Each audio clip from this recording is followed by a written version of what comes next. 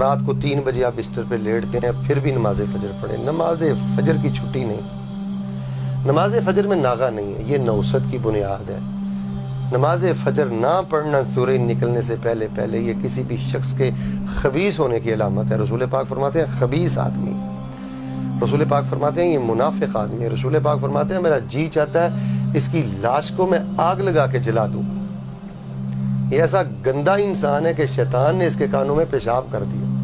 تو میرے نوجوان بھائیو, آپ رات گیا تک واٹس ایپ استعمال کرتے ہو, فیس بک اور چینلز پہ بیٹھے رہتے ہو. چلے میں آپ کو ان چیزوں سے نہیں روکتا, لیکن اللہ کا واسطہ دے کر کہتا ہوں پوری دنیا میں جہاں تک میرا پیغام جائے, کوئی میری مسلمان بیٹی بہن میرا بھائی مجھے سنے تو میں اسے 1000 بار یہ کہوں گا کہ نماز فجر سے پیار سیکھو. اس وقت رویا کرو, فجر کی سنتیں پڑھا کرو. مالدار وہ نہیں ہے جو ملک کا وزیر اعظم ہے,